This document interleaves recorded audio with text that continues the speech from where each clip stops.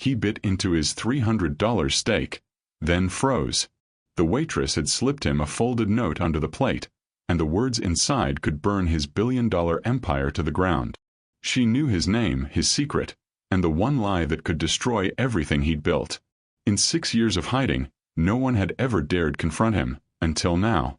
But here's the question that will haunt you. What could a single waitress possibly know that made a secret billionaire panic in public?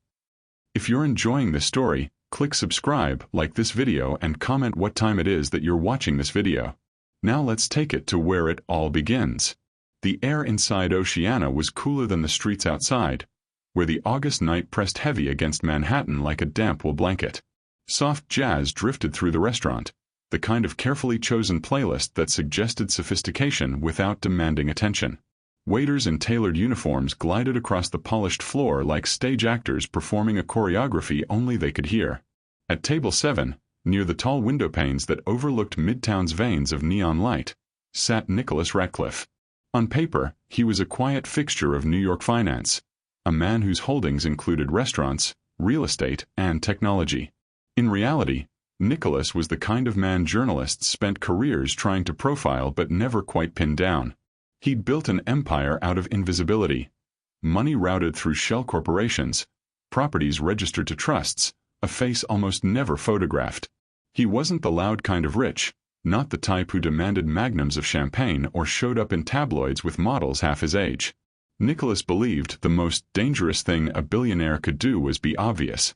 Which is why he was here tonight, dressed down in dark jeans, a leather jacket, and a shirt unbuttoned just enough to say executive unwinding after work rather than one of the wealthiest men in America. His Tesla was parked 2 blocks away. He'd walked the rest of the distance like any other New Yorker. For once, he just wanted to eat in peace. The menu had been straightforward enough. He ordered the dry-aged ribeye medium rare, and left the sides to the waitress's judgment. When she asked about wine, he'd said, "Surprise me," and meant it. It was the kind of spontaneity that cost him nothing yet gave him a tiny thrill, an illusion that he wasn't constantly in control. The waitress was striking in her professionalism. Her name tag read Priscilla Walker, and Nicholas found himself noticing the little things. The way she held glasses only by the stem, the perfect knot of her tie, the subtle humor in her voice when describing the specials. She moved with grace, not just trained but lived, as if the restaurant was her stage and she had rehearsed every line 1,000 times. What Nicholas didn't know, what he couldn't know, was that Priscilla had been watching him long before he arrived at table 7. Priscilla Walker had worked at Oceana for 6 years. She had learned to tell in less than 5 minutes who was rich, who was pretending, and who carried the kind of money that whispered rather than screamed. The hedge fund bros made noise. The real power ate quietly. Tonight, this man in table 7 was radiating quiet power. She'd seen him before, though not here. In December 2023, while hurrying home after a late shift, she had glimpsed him leaving a charity gala in Midtown. He'd been alone, no entourage, slipping into a sleek black car like someone evading notice. He had dropped a folder, and though she'd tried to call out, the car was already gone. The folder had contained one sheet of paper, a record of a bank transfer worth millions, shuttled through accounts with names that read like bad movie props. Silver Coast Holdings, Emerald Bridge Limited. She hadn't told anyone. Who would believe her, a waitress in Bed-Stuy, when the numbers on the page hinted at shadows she couldn't name? She tucked the document away, but it never left her thoughts. And tonight, here he was. She felt her pulse in her throat as she carried his steak to the table. Her tray balanced with effortless precision, her smile practiced and warm, but her right hand trembled slightly. Hidden beneath the water glass she carried was a folded napkin with words she hadn't rehearsed but knew were true. Nicholas looked up as she set the plate down. The ribeye sizzled on its porcelain stage, garnished with roasted shallots and herb butter. He was about to thank her when she slid the napkin under the glass and stepped back as though nothing unusual had happened. He frowned, curiosity knitting his brow. Lifting the glass, he unfolded the napkin. The handwriting was careful, deliberate. "I know who you are, Mr. Ratcliffe. But more importantly, I know who you're not. P." The words struck him like a slap. His breath caught, his chest tightened, and for the first time in years his hand shook. He had spent a decade building walls so high even his closest advisors didn't know the full map of his empire. And yet here, in a crowded restaurant, a waitress had written him into the corner of a napkin. He glanced up, searching for her across the dining room. Priscilla was already moving on, her posture calm, her expression unreadable. She checked on another table with the same warmth she'd shown him, as if she hadn't just dismantled his disguise with 10 words. Nicholas leaned back in his chair, napkin trembling between his fingers. He felt suddenly exposed, like the entire restaurant had turned to watch him, though no one had noticed a thing. The music played, glasses clinked, laughter rose from a table across the room. Only Nicholas felt the weight of the note pressing against him. His steak grew cold. That night, Priscilla returned to her tiny Brooklyn apartment, her body heavy with exhaustion. But her mind refused to rest. She pictured the moment again and again, the billionaire's face shifting from calm to shock, his lips parting as though words might fall out but didn't. She had lit a fuse, though. She didn't yet know whether it would explode in fire or illumination. Meanwhile, Nicholas sat in his high-rise office, the skyline glittering outside like a million false stars. He placed the napkin on his desk beside stacks of contracts and reports. He should have dismissed it, laughed at it, thrown it away. But he didn't. Because for the first time in years, he felt something more dangerous than exposure. He felt curiosity. Nicholas Ratcliffe was not a man who froze easily. In boardrooms, he thrived on confrontation. On Wall Street, he'd been nicknamed the Iceman for his unflappable calm when markets tumbled and fortunes burned. Yet, sitting in Oceana with a folded napkin that spelled out his identity like a death sentence, his nerves had snapped in a way no hostile takeover ever had. For hours after leaving the restaurant, he replayed the moment again and again. The waitress, Priscilla Walker, her name badge had said, had delivered the message with the precision of a surgeon. Quick, clean, and without hesitation. It wasn't the threat in her words that unsettled him most. It was the confidence. She wasn't bluffing. By the time he got home to his Park Avenue penthouse, Nicholas felt like a spy returning from enemy territory. He poured himself 2 fingers of Macallan Rare cask, no ice, and sat in the dark while the city lights blinked in through the glass. The napkin lay unfolded on the marble countertop, its ink burning holes in his composure. "I know who you are, Mr. Ratcliffe. But more importantly, I know who you're not." The second sentence disturbed him most. Who you're not. Did she mean his public identity? The anonymous executive he pretended to be in restaurants? Or something deeper, something he hadn't even admitted to himself? He considered calling his head of security. A background check, surveillance, a quiet dismissal from the restaurant staff. But something held him back. Hiring someone else to deal with Priscilla would be like throwing gasoline on a spark he couldn't yet see.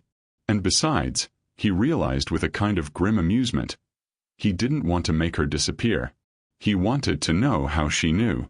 So instead of ordering an investigation, Nicholas made a decision that surprised even him. He would go back to Oceana. The following Thursday, September 5, 2025, Nicholas returned to the restaurant. Same table, same understated clothes, same carefully neutral smile. The maitre d', unaware that the man in front of him technically owned the building they stood in, seated him as though he were any other regular. Priscilla was on shift again, her red vest crisp, her posture immaculate. She approached with her usual professional warmth. "Good evening," she said, handing him the menu. "Back so soon?" Nicholas studied her face for any sign of mischief or malice. There was none. She was perfectly composed, though her eyes held a quiet knowledge, like someone who'd read ahead in the script while the rest of the cast stumbled through Act 1. "I had to try that ribeye again," Nicholas replied, his tone casual. "It stayed with me." "Good food has a way of doing that," Priscilla said, jotting on her notepad. Same wine approach. "Surprise you." "Surprise me," he agreed. Then, lowering his voice just slightly, he added, "You did that quite well last time." Priscilla's expression didn't change, but her pen paused for half a beat before continuing. "I'll be right back with something interesting." Nicholas leaned back in his chair, oddly exhilarated. He hadn't come here to intimidate her, though he knew he could if he chose. He came here to test the boundaries of her knowledge, to to find out if that napkin had been a wild guess or the tip of an iceberg. When she returned with the wine, he decided to probe. "You seem very perceptive," Nicholas said as she poured. "That's rare." Priscilla smiled faintly. "You serve enough people, you start to notice things. Patterns. Details. It's not hard if you're paying attention." "And you think you've figured me out?" he asked, watching her closely. She set the bottle down gently, her hand steady. "I think you've gone to a lot of trouble to look ordinary. And people who go to that much trouble aren't ordinary at all." Her words landed with precision. Nicholas chuckled softly, not out of humor but out of admiration. Most people tried to flatter him, to angle for advantage. She had just skewered him with a single observation. He wanted to push further, but Priscilla had already excused herself to another table. He sat there with his steak, savoring the strange thrill of being seen. What Nicholas didn't realize was that Priscilla had spent the week agonizing over her choice to slip him that note. At first, she had regretted it. What if he had complained to management? What if she lost her job? She needed the paycheck to cover her mother's care at the assisted living facility in Queens. She'd nearly called in sick tonight, afraid of what she might face. But then she remembered the look on his face when he read her note. That raw vulnerability. For the first time, the man who seemed untouchable had looked human. And that mattered to her. She wasn't trying to blackmail him or destroy him. She wanted to understand him. So when she saw him again tonight, sitting in her section as though nothing had happened, she felt both relief and curiosity. He hadn't run. He hadn't retaliated. He'd returned. And that meant something. By the third Thursday in September, their encounters had grown into a kind of ritual. Nicholas would order steak, Priscilla would surprise him with wine, and their conversations, short, clipped, layered with double meanings, grew sharper each time. "You notice inefficiencies," she remarked one night, watching his eyes track a busboy stacking glasses improperly. "Occupational hazard," he admitted. "I like systems to run smoothly." "You own something bigger than you let on," she said casually. "Restaurants, maybe." Nicholas smiled into his glass, unwilling to confirm or deny. For the first time in years, he felt like he was playing a game worth losing. But then, on September 19th, everything shifted. The restaurant was packed that evening, the hum of conversation rising above the clink of cutlery. Priscilla was balancing 3 tables at once when she noticed Nicholas staring. Not at her, but at the young couple celebrating their engagement 2 tables away. The woman was crying happy tears as her fiancé struggled with the champagne cork. Nicholas's expression was unreadable, but his eyes lingered too long, his jaw clenched slightly. When she brought his entree, Priscilla leaned down and whispered, "You looked almost jealous just now." Nicholas froze, knife in hand. "Jealous? Not of the couple," Priscilla said quietly. "Of what they have. That simplicity." Her words hit harder than the napkin weeks earlier. Nicholas sat back, his appetite evaporating. For the first time, he felt stripped of not just his disguise, but of the armor he wore even in solitude. Priscilla walked away, her tray balanced, her back straight. She didn't see Nicholas's hand tighten around his wineglass until his knuckles whitened. Because she was right. That night, Nicholas didn't return to his penthouse. Instead, he drove aimlessly through the city, ending up in a part of Brooklyn he hadn't visited since his 20s. He parked near a diner, the kind with fluorescent lights and sticky menus, and sat there until 3 a.m., wondering when exactly he'd lost touch with the ordinary world. Priscilla's words echoed in his head. Jealous of simplicity. He was supposed to be untouchable, untamed by human longing. Yet here he was, circling a diner in a borrowed neighborhood, aching for something money had never been able to buy. The next week, Nicholas did something reckless. He left a note of his own. When Priscilla cleared his table after another quiet dinner, she found a folded slip of paper tucked under his glass. Her hands shook as she unfolded it. The handwriting was sharp, deliberate. "You're right. I'm not ordinary. Meet me outside the restaurant after your shift. Midnight. N." Priscilla stared at the note, her pulse racing. She had stepped into something far larger than she expected. But she also knew this was the moment she had been waiting for. Because Nicholas Ratcliffe wasn't just a customer anymore. He was a secret unraveling. Midnight in Manhattan has a way of making even the richest men anonymous. The streets hum with taxis and neon, the skyscrapers glow like silent watchmen, and every shadow seems to carry secrets.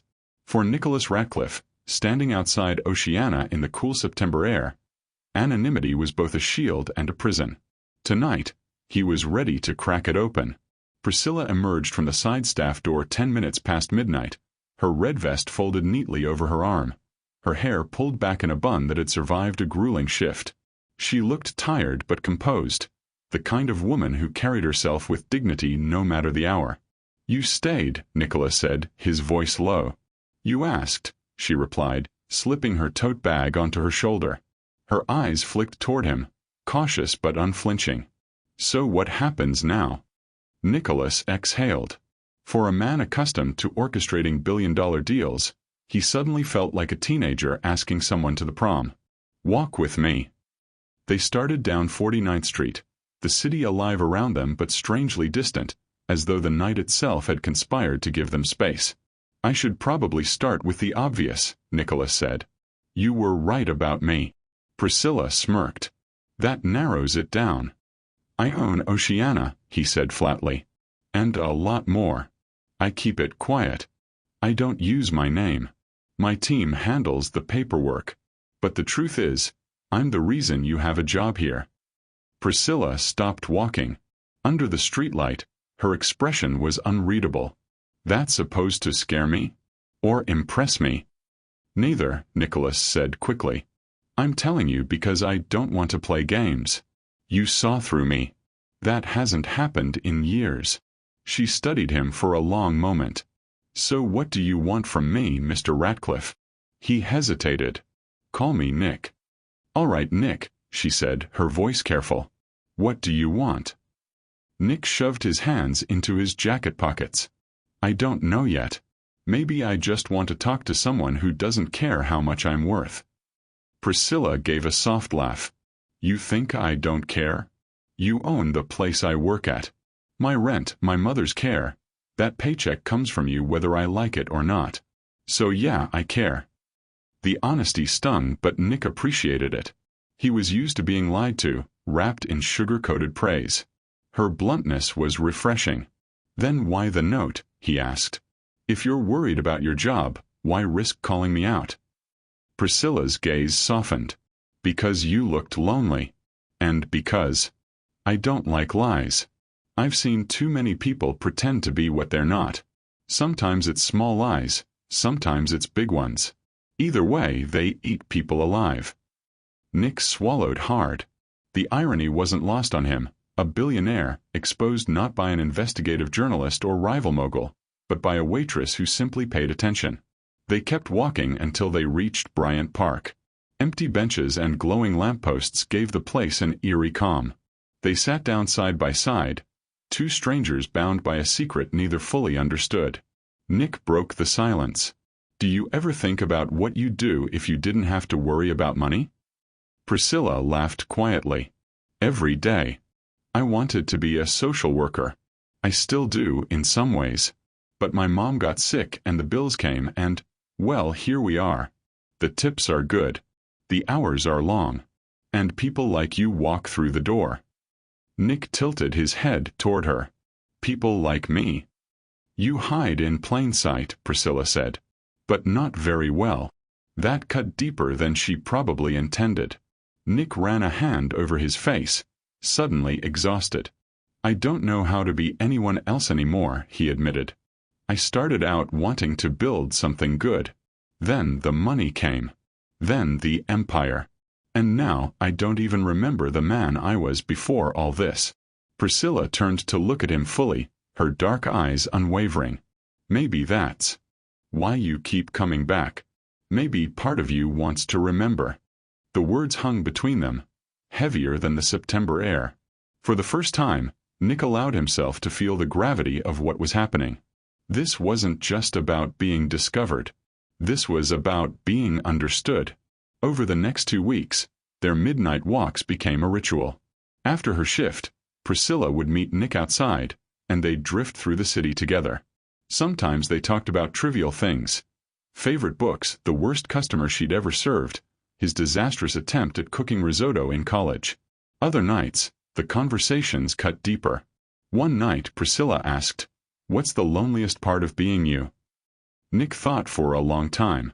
"Knowing that every room I walk into, I'm either the richest person there or the one paying the bill. It makes people behave differently. They don't even realize it. But it's there. Always. I don't get to be just a man." "And that's what you want? To just be a man?" Nick looked at her, really looked at her. "More than anything." Priscilla's smile was sad, almost wistful. "Then maybe stop hiding behind your money. Try being a man first." Her words were simple, but they hit him harder than any boardroom insult ever had. But not everyone was blind to their growing closeness. One evening, as Priscilla finished clearing a table, she noticed the maitre d' watching her with narrowed eyes. Later, the sous chef muttered something about special treatment when Nick's steak was rushed out ahead of others. Word was spreading that Priscilla had caught the attention of a wealthy regular. And in restaurants, gossip was currency. By the time she stepped outside that night, Nick was waiting with an expression darker than usual. "They're talking about us," he said. Priscilla raised a brow. So it's dangerous," Nick replied, lowering his voice. "For you. If anyone connects dots, who I am, who you are, it won't stay harmless. People don't like secrets. They like leverage." Priscilla folded her arms. "You worried about me or about yourself?" "Both," Nick admitted. The honesty disarmed her. They walked in silence for several blocks before Priscilla finally said, "Then maybe you need to decide what you actually want from this. Because secrets don't stay secrets forever." Nick nodded slowly, his jaw tight. He knew she was right.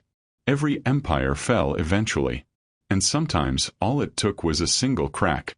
The crack came sooner than either expected. On Friday, September 27th, Nick arrived at Oceana to find his usual table already set, with a man in a sharp suit waiting for him. A man who wasn't part of the staff. Priscilla froze when she saw them together. Her tray balanced in her hand. Nick approached cautiously, but the man stood extending a hand. "Mr. Ratcliffe. Or do you prefer Nick? You've been hard to track down." Nick didn't take the hand. His chest tightened. The man smiled thinly. "My name's Caldwell. And I know exactly who you are. The question is, do you know who's watching you?"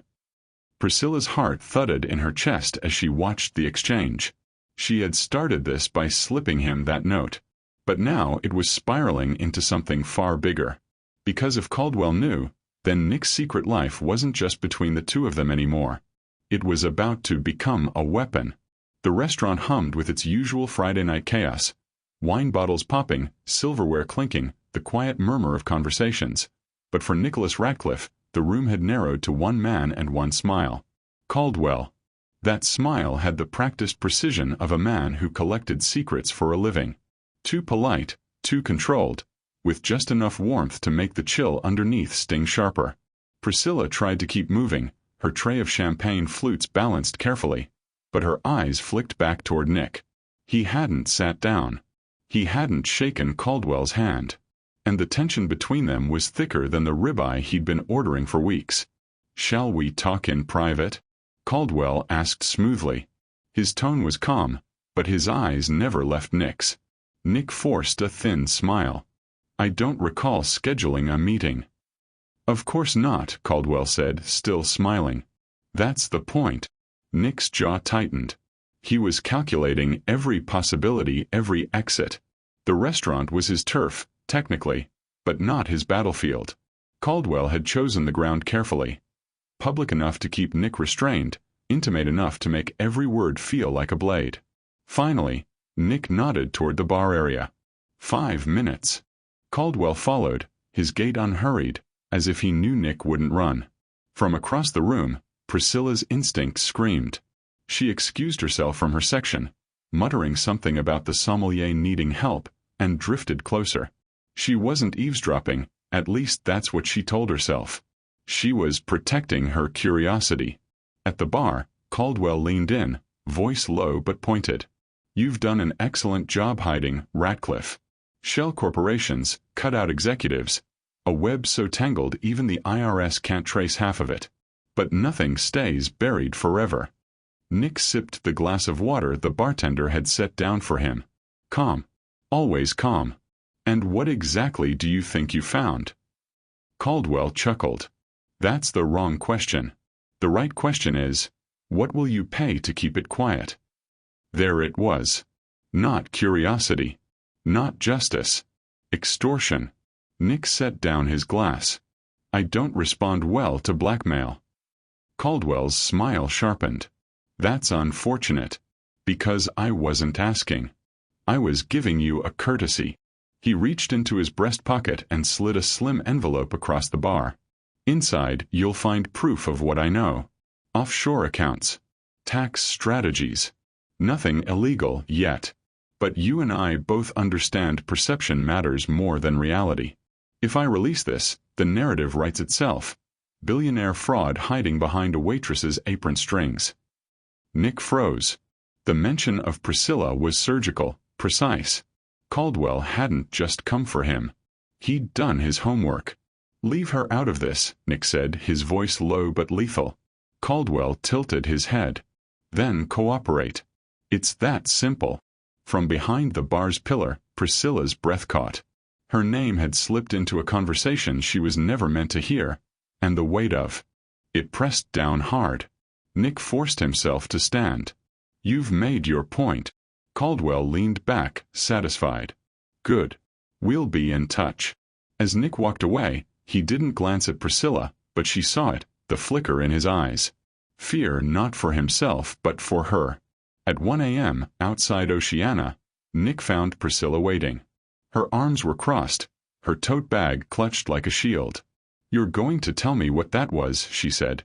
Nick hesitated. He'd wanted to shield her, to keep her outside the storm. But she wasn't outside anymore.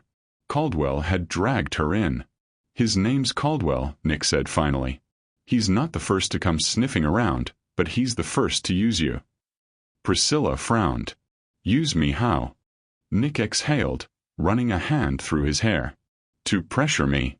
He knows I've been seen here with you. That you know me by name. That you care enough to write me that note. To him that makes you leverage." Her chest tightened. "So I'm a pawn in some billionaire chess game?" Nick met her eyes, his voice raw. "No. You're the only person who's treated me like I wasn't one. That's why this is dangerous." For a long moment, Priscilla just stared at him. Then she shook her head. "You know, I should probably run screaming right now. Quit my job, disappear, pretend none of this ever touched me." Nick swallowed. "Why don't you?" Her lips curved into something between defiance and resignation. "Because I've dealt with worse men than him. Caldwell thinks I'm leverage? Fine. Let him underestimate me." Nick blinked. "You're not afraid." "Of him," she said. "Maybe. Of you. Definitely. You've got more to lose than I ever will. And men with too much to lose make reckless choices." Her words cut, but they were true. Nick had spent years hiding behind structures, lawyers, layers of glass. And here she was, stripped of all that, standing in the open, unafraid to call him reckless. He admired her for it. "Then we're in this together," Nick said quietly. Priscilla arched a brow. "Careful." That sounded dangerously like a promise. Over the next week, the pressure mounted. Caldwell's envelope sat unopened on Nick's mahogany desk, its presence like a live grenade. Anonymous emails trickled in, vague threats about exposure, demands for meetings. Nick's lawyers advised silence, his security team suggested distance. But the one piece of advice he couldn't follow was the simplest. Stay away from Priscilla. Because every time he thought of cutting ties, he remembered her voice under the streetlight. "Then maybe stop hiding behind your money. Try being a man first." On October 3rd, Caldwell escalated. A message arrived not in Nick's inbox, but in Priscilla's locker at Oceana. A folded note, scrawled in tight handwriting. He can't protect you forever. Better choose the winning side. When she showed it to Nick that night, he went pale. He got inside your locker? Nick asked, fury simmering in his tone. Priscilla nodded. Looks that way. That means he knows your schedule, your routines. Everything. Which also means, she said carefully, he wants us rattled. He wants us making mistakes. Nick shook his head. This is my fight. I should have never dragged you into it. Priscilla placed a hand on his arm, steady and unshaken. You didn't drag me. I stepped in. Remember? I wrote the first note. The reminder pierced him. She wasn't a bystander. She was part of this by choice. Nick exhaled slowly. Then maybe we stop waiting for his next move. Maybe we make ours. Priscilla gave a small, dangerous smile. Now you're talking my language. That night, under the glow of a half-lit diner in Queens, they drafted a plan. Nick brought resources. Priscilla brought instincts. Together, they formed something neither had expected. Not just defense, but offense. It was reckless. It was risky. It was exactly what Caldwell wouldn't expect. And for the first time since the steak, the wine, and the note that started it all, Nick felt the old fire in his chest, the one that had built empires. Only this time, he wasn't building for himself. He was building to protect her. And that made him dangerous again. Plans look good on napkins. They sound even better whispered over diner coffee at 2 a.m., with adrenaline replacing sleep and the illusion that courage is enough. But when Nicholas Ratcliffe sat in his office on October 5th, staring at the glowing city through floor-to-ceiling windows, he knew the truth. Plans collapse the moment the other side moves. Caldwell had moved. The first leak appeared in the New York Ledger, buried on page 7 of the Sunday business section. A vague, speculative piece about mysterious shell corporations linked to luxury dining acquisitions. No names, no smoking gun, just enough breadcrumbs to whet an investigative journalist's appetite. Nick tossed the paper onto his desk, jaw clenched. He's testing the water. Priscilla, sitting across from him with a cup of takeout coffee, raised an eyebrow. Looks like he's not playing checkers. Nick rubbed his temples. No. He's playing chess. And I don't like being the king on the defensive. Priscilla smirked. Good thing I've got a little street chess in me. You don't win by protecting your king. You win by making the other guy overconfident. Nick stared at her, a slow grin tugging at the corner of his mouth. You sound like you've done this before. Priscilla leaned back in her chair. Bed Stewie teaches you quick. I've seen hustlers take men apart with nothing but a folding table and a clock that ticks too loud. Caldwell's just a fancy hustler with better shoes. Nick laughed, the sound sharp but real. Better shoes, worse soul. But beneath the humor, he knew she was right. Caldwell thrived on intimidation and perception. That was his game. If they couldn't outmuscle him, they had to outsmart him. Their plan had 3 parts. Track Caldwell's movements. Find out who he really worked for. Leak controlled information. Smoke him out without burning Nick's empire. Flip the narrative. Turn Caldwell from predator into prey. Nick had resources, private investigators, and a discreet security team. Priscilla had instincts eyes sharper than any bodyguard, and a knack for noticing what others ignored. Together they were an unlikely duo, but a dangerous one. On October 7th, Priscilla spotted Caldwell in Oceana again. He wasn't dining. He was observing, tucked into a corner booth with a glass of sparkling water he barely touched. His gaze slid over every detail. The staff, the diners, the layout. Priscilla glided to his table, notepad in hand. Evening. Care for a menu. Caldwell looked up, his smile thin. Miss Walker. Always a pleasure. Priscilla's stomach tightened, but she kept her face neutral. That a yes or a no? No, he said smoothly. I'm just here to enjoy the atmosphere. Fine establishment. Shame it may not stay that way. Priscilla leaned in, her tone sharp. Threats don't make the steak cook faster. Order or leave. For a moment, Caldwell's smile faltered. Just a flicker. But it was enough. Feisty, he murmured, standing. I can see why he likes you. As he left, Priscilla exhaled shakily. She'd held her ground, but his words clung like smoke. Why he likes you. Caldwell had turned her into a liability with a single sentence. Later that night, Nick and Priscilla met in his office again. He listened as she recounted every word, every flicker of Caldwell's expression. You rattled him, Nick said, a note of pride in his voice. That smile, it's a mask. You cracked it. Priscilla shook her head. Or I just painted a bigger target on my back. Nick's chest tightened. He wanted to protect her, but he also knew she wasn't wrong. That was when his phone buzzed. A message. Unknown number. You have until October 10th. Pay, or page 1. Attached, a blurry photo. Nick and Priscilla walking together outside Bryant Park at midnight. Priscilla's blood ran cold. He's watching us. Nick's eyes hardened. Then it's time we watch him back. October 9th. Midtown.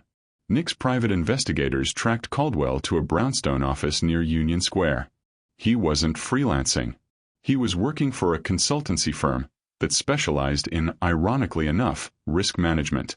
In plain English, corporate espionage. Through a surveillance photo, they learned more. Caldwell wasn't just poking around Nick's empire. He was shopping the information. Rivals. Journalists. Even a hedge fund circling like sharks around Ratcliffe Hospitality Group. That night, Nick laid it out to Priscilla. He's not after cash. He wants ownership. Leverage. If he can destabilize my reputation, my board will panic. Stocks will dip. Rivals will swoop. He's not robbing me. He's staging a takeover. Priscilla let out a low whistle. And I thought rude customers were bad. Nick managed a dry smile. At least rude customers don't try to burn your life down for dessert. But the humor faded quickly.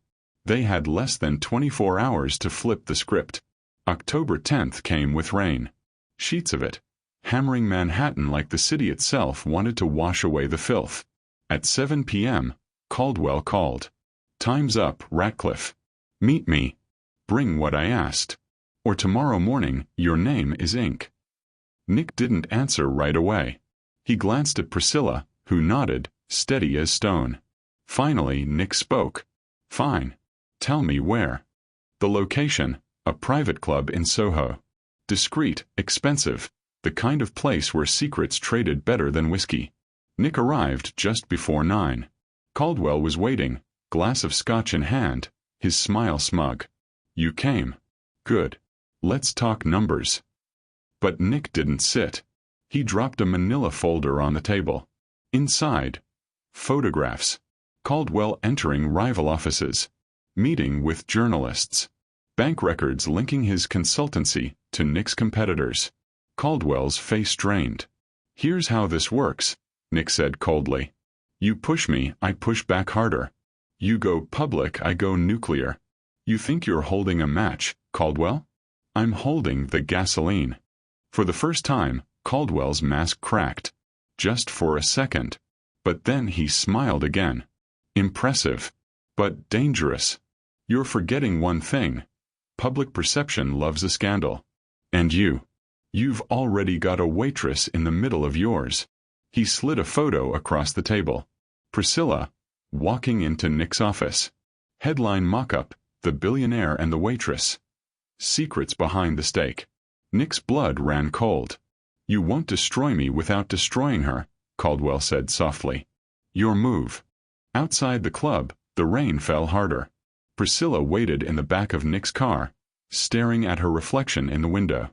When he climbed in, pale and shaken, she didn't need to ask what happened. He's not backing down, Nick said. Priscilla placed a hand over his. Then neither do we. But in her chest, fear coiled tight. Caldwell wasn't just threatening reputations anymore. He was circling her life, her name, her world. And as much as she hated to admit it, the first climax had arrived. The fuse was lit. The only question now was who would burn first. Manhattan never really slept, But at 3 in the morning on October 12th, it did something close to sighing. Steam curled from grates, taxis prowled half-empty avenues, and the rain-slick streets reflected neon like broken glass. Nicholas Ratcliffe leaned against the cool window of his penthouse, watching the city pulse, his phone buzzing every few minutes with board members demanding explanations he couldn't give. Caldwell had forced his hand. Priscilla sat curled on the sofa behind him, wearing one of his Oxford shirts like it was armor. She hadn't spoken much since the meeting at the Soho Club, and Nick couldn't blame her. It was one thing to battle for companies, money, reputation. It was another to dangle someone's real, personal life like bait. "You should have let me walk away," Priscilla finally said, voice low but steady. Nick turned. Don't even finish that thought." She met his eyes unflinching. "I mean it. He's right, you know. If this blows up, the papers aren't going to say, 'Oh, what a noble waitress, she tried to help.' They'll say, 'Gold digger waitress seduces billionaire.' They'll rip me apart. My mother, my neighborhood, my whole life. It'll all be headline fodder." Nick crossed the room in 3 strides, crouching in front of her. "Priscilla, listen to me. I built this empire. I can rebuild it. What I can't rebuild is you." You walk out, and Caldwell wins. And I don't lose gracefully. For a long moment she studied him, eyes sharp. Then, with a faint smile, "You're dramatic, you know that?" He chuckled, tension breaking for a heartbeat. Occupational hazard. But the reprieve didn't last. At dawn, the news broke. Not about Nick, about Oceana. Fire inspectors shut down Midtown fine dining hotspot. The story painted Oceana as a health hazard. Faulty sprinklers. Mold in the basement. Anonymous whistleblowers. Nick slammed the paper down. "This is Caldwell. He's hitting the business to soften me up." Priscilla's jaw clenched. "If Oceana goes under, half the staff are screwed. Rent's already murder in this city. He's not just playing with your empire, he's playing with their lives." Nick's voice was steel. "Then we play back." That night, they went on the offensive. Not through lawyers or board meetings, through shadows. Nick's investigator, a wiry man named Rossi with a nicotine habit and a Rolodex of favors owed, slipped them an address in Queens. Caldwell's consultancy wasn't just an office. It had a backroom, a server farm, laptops, encrypted drives, digital vaults that held the dirt on every client Caldwell had ever squeezed. "Get in there," Rossi said, tossing Nick a flash drive, "and you don't just neutralize him. You own him." Priscilla blinked. "You're suggesting breaking in?" Rossi lit a cigarette, unfazed. "Lady, Caldwell already declared war. You don't win wars by filing paperwork." Nick turned to Priscilla. "You don't have to come." She raised an eyebrow. "Please. You think I'm letting you sneak around Queens with a USB stick and no backup? I may not know espionage, but I know kitchens. And kitchens teach you, timing is everything." Nick laughed under his breath. "God, you're impossible." "Damn right," she said, grabbing her jacket. October 14th. Queens. The building was a squat brick relic, wedged between a shuttered bodega and a graffiti-tagged laundromat. It didn't scream Espionage HQ.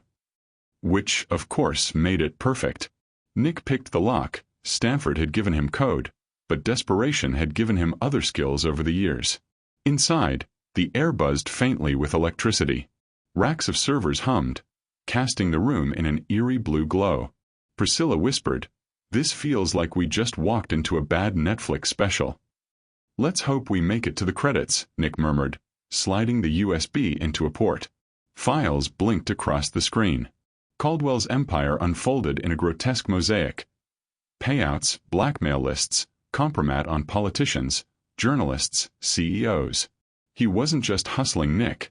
He was running a shadow economy of secrets. "Holy hell," Priscilla breathed. "This guy makes Bond villains look underpaid." Nick's fingers flew. "We grab everything. If Caldwell breathes wrong, I can bury him." But then the screen flickered. A red message pulsed. "Intrusion detected." Nick froze. "He's got live security." A click echoed behind them. The door. Caldwell stood in the frame, rain dripping from his coat, a gun leveled casually in his hand. His smile was all venom. "Well," he drawled. "What a charming surprise." Priscilla's heart hammered. Nick stepped forward, shielding her without hesitation. Caldwell tilted his head. "You could have just paid, Ratcliffe. Saved yourself the trouble. But no, you had to play hero. And you brought the waitress, too. Cute." "Drop it, Caldwell," Nick said, voice iron. "You're finished. I've got your whole system." Caldwell chuckled. "Do you, though?" He tapped his temple. "What matters isn't on those servers. It's in here. And even if you shoot me, I've left instructions. Kill switch. My associates will dump everything if I don't check in. You won't just fall. You'll burn." The room crackled with tension.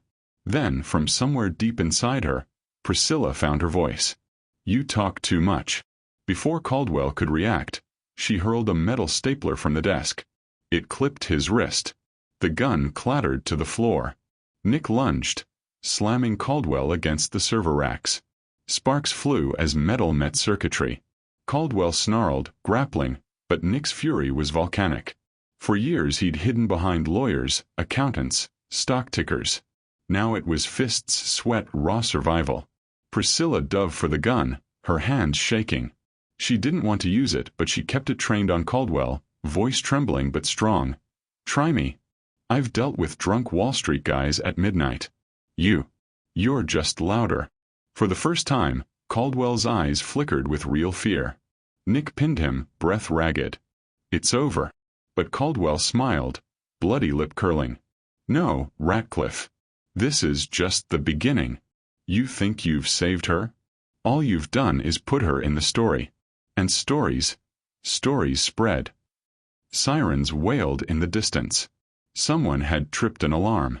Nick and Priscilla exchanged a glance. Choices flickered between them. Run, fight, finish this. In the end, Nick grabbed the flash drive, yanked Priscilla's hand, and bolted into the night. Caldwell's laughter echoed behind them, twisted and triumphant, even as the police stormed the building. They didn't stop running until they were back in Midtown, breathless and soaked. Priscilla collapsed onto a bench, hair plastered to her face. "We're in so deep, Nick. Too deep." Nick sat beside her, clutching the drive like it was both salvation and curse. "Then we go deeper. We end this." The rain softened, the city humming around them like nothing had happened. But everything had. The war was no longer about business. It was about survival. And as Priscilla leaned against him, exhaustion heavy, Nick realized something terrifying. Caldwell was right about one thing. The story wasn't just his anymore. It was theirs. And if they weren't careful, it would consume them both. The flash drive sat on the mahogany table like an unexploded bomb. It was October 16, 2025, a bleak Thursday in Manhattan, and the Ratcliffe penthouse no longer felt like a fortress. It felt like a bunker under siege. Priscilla poured coffee into mismatched mugs, hands trembling despite her best effort to appear calm. Nick hadn't slept. His shirt was wrinkled, his eyes ringed in shadow. The servers had given them Caldwell's empire, but the data was too massive, too tangled. Even with Rossi's help, it would take weeks to sort and verify. And Caldwell had already made his next move. At 8:15 a.m., CNBC blared from the television. The anchor, too cheerful for the gravity of her words, read the breaking cheerin'. Ratcliffe Hospitality under investigation for fraud. CEO implicated in insider trading. Nick's stomach dropped. The segment cut to a grainy photo of him leaving Oceana with Priscilla at his side. The caption was brutal. Billionaire and Waitress linked in secret scandal. Priscilla froze mid-sip. "Oh God." Nick turned off the TV with a slam. "That son of a," he bit the words back, pacing. "He planted this. Fake trades. Fabricated numbers. Caldwell's framing me, and he's using us to sell it. Makes me look like I was funneling info to you." Her jaw tightened. "So I'm the mistress/mole in this soap opera?" Nick stopped pacing, met her eyes. "You're not. And we'll prove it. But right now, Caldwell's writing the story, and the world's buying it. By noon, the penthouse was crawling with lawyers and PR flacks, each one speaking in frantic buzzwords: optics, narrative control, stakeholder reassurance. None of them offered solutions. Priscilla slipped out to the balcony, needing air. Below, Midtown churned, oblivious. She'd always loved New York's relentlessness. It didn't care about your problems, didn't stop moving. But now the city felt like a predator, and she was prey. Nick joined her, shoulders heavy. "They're telling me to settle. Step down as CEO, cut my losses, make a deal." "And let Caldwell win?" she asked. He shook his head. "Not an option." "But—" He hesitated, rare for him. "I won't lie, Priscilla. He's breaking me down. And you," his voice caught, "you didn't sign up for this." She turned to him, eyes fierce. "Don't you dare push me away. You think I wrote that note because I wanted easy? No. I wrote it because I saw a man pretending to be invisible, and I knew he wasn't. You're worth fighting for. Even if it kills me." Nick exhaled, a mixture of relief and fear. "Then we fight." But Caldwell wasn't finished twisting the knife. That night at 9:45 p.m., Rossi burst into the penthouse, drenched from the rain, clutching his phone. "We got a problem. A big one." On the screen was a video clip already going viral. Surveillance footage from the Queen's server room. Grainy but clear enough. Nick and Priscilla breaking in, rifling through files, her pointing a gun at Caldwell. The caption screamed, "Billionaire and Waitress in a legal break-in. Who are they really after?" Nick's blood ran cold. How the hell did he? Rossi cut him off. "He wanted you in there. He baited the trap, recorded the whole thing. Now he owns the narrative. To the world, you're not the victim. You're the criminal." Priscilla's knees buckled, and she sank onto the couch. "This is it. We're finished." Nick's fists clenched. "No. No, we're not. If Caldwell wants war, he gets it. We don't crawl, we counterstrike." Rossi hesitated. "Careful, Ratcliffe. Cornered men do stupid things." Nick's eyes burned. "Good. Let him think I'm stupid." October 18th. Caldwell made his boldest move yet. An invitation arrived, embossed, delivered by hand. To Nicholas Ratcliffe and guest. "You are cordially invited to a private gala at the Metropolitan Museum. Attendance required." Priscilla frowned. "He's taunting you." Nick held the card like a death warrant. "No. He's staging a finale. He wants to humiliate me in public, turn this into theater." "Then why go?" she asked. "Because if we don't, he wins without even showing up." The gala glittered under the Met's vaulted ceilings, champagne flowing, chandeliers burning like suns. Every camera in the city was there, hungry for the billionaire's downfall.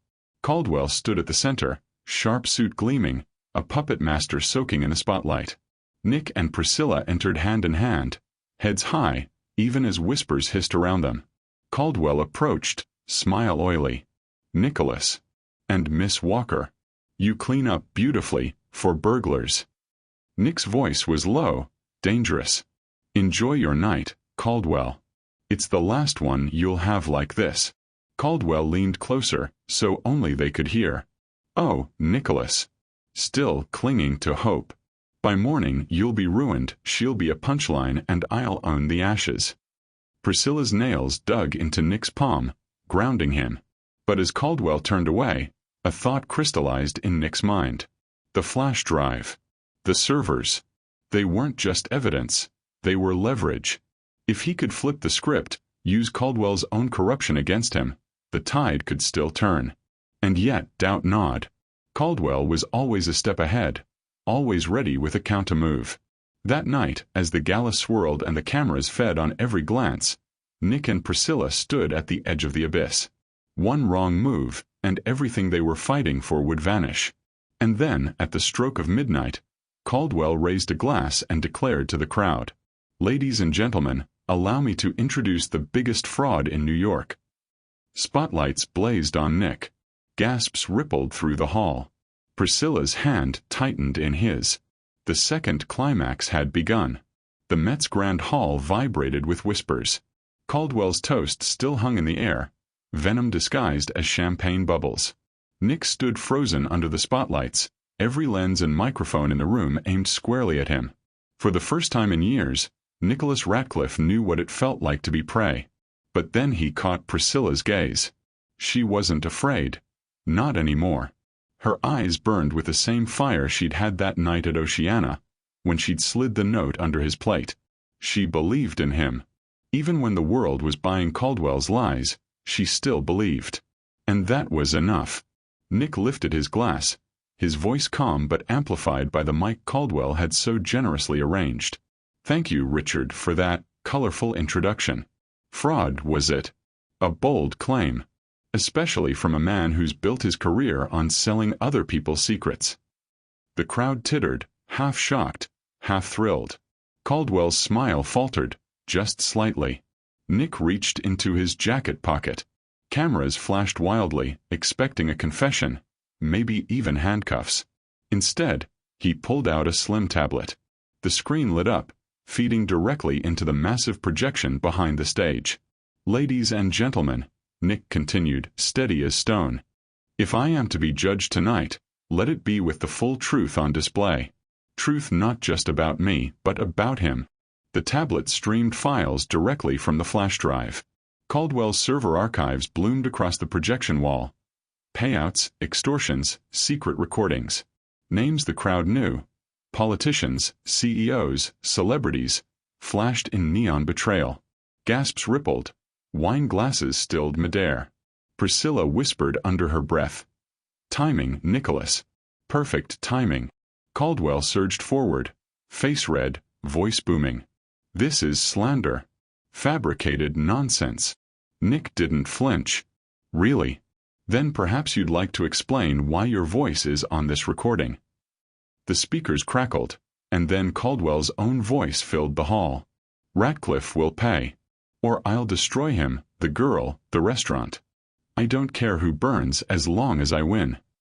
Dead silence. Then a murmur, low and growing. Journalists scrambled for their phones. Guests pulled back from Caldwell like he was contagious. The predator had been unmasked. Priscilla, seizing the moment, stepped forward. Her voice carried, clear, fierce. "For months I've watched him torment staff, ruin businesses, threaten lives. People like me, servers, cooks, cleaners, we're invisible to men like him. But not tonight. Tonight we get to be seen." Applause burst from one corner, then another. It spread, hesitant at first, then swelling like a wave.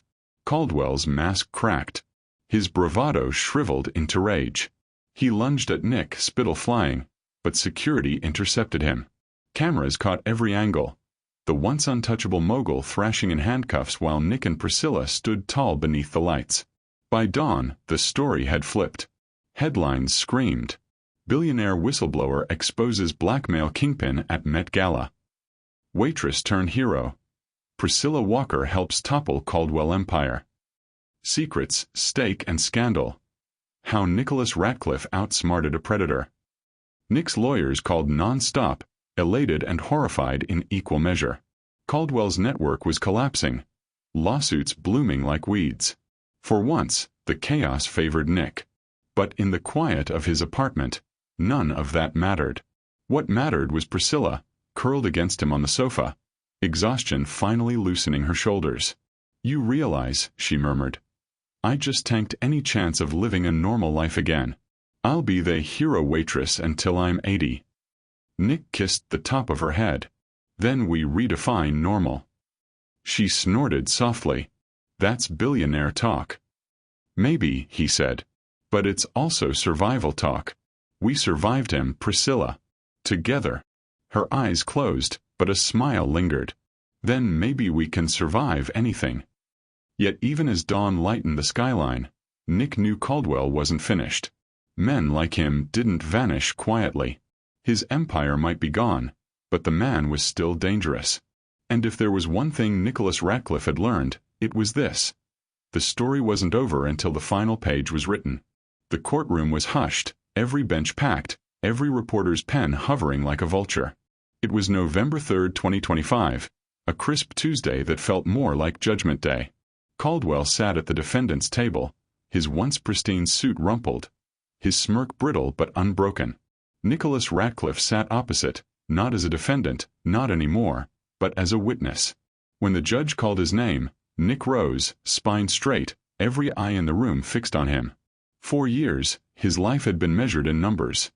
Net worth, quarterly growth, stock tickers. Now it was measured in words. Truth or lies. Courage or silence. He swore in, his voice firm. And then he told the story. Not just of blackmail or servers in Queens, but of how power corrupts when unchecked, how predators thrive in the shadows until someone dares to turn on the lights. He named names. He showed receipts.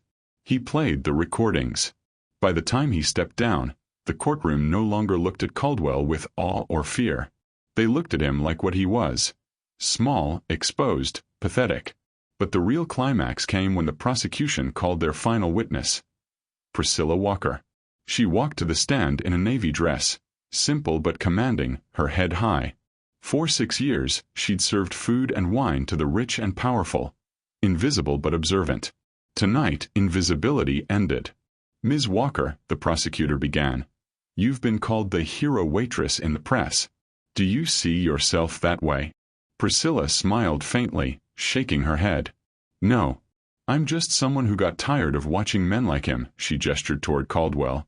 Decide that people like me didn't matter. I wasn't trying to be a hero.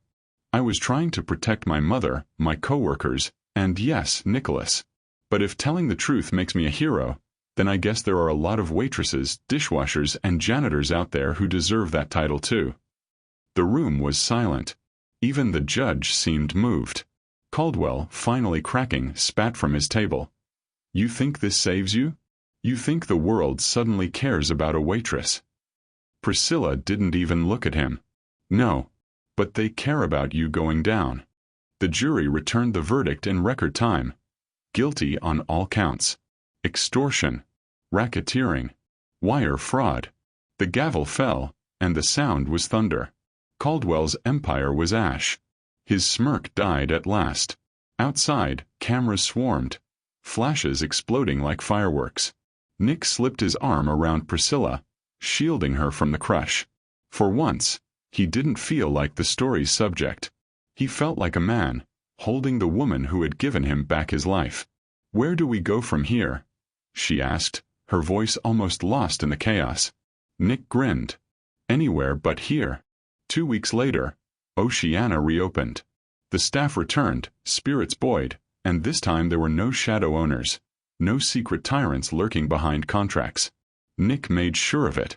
He installed a profit-sharing plan, so waiters and cooks alike had real stakes in the restaurant's success. On the first night back, Priscilla walked through the dining room, not as a server, but as co-manager. Guests smiled, whispered, even asked for photos. She handled it all with grace, but when Nick raised a glass to her at the corner table, she blushed like the girl from Bed Stewie she'd never stopped being. To Priscilla Walker, Nick toasted. The woman who reminded me that money doesn't buy happiness, but sometimes if you're lucky, it buys you the chance to sit at her table. The staff laughed, the diners clapped, and Priscilla rolled her eyes with mock exasperation.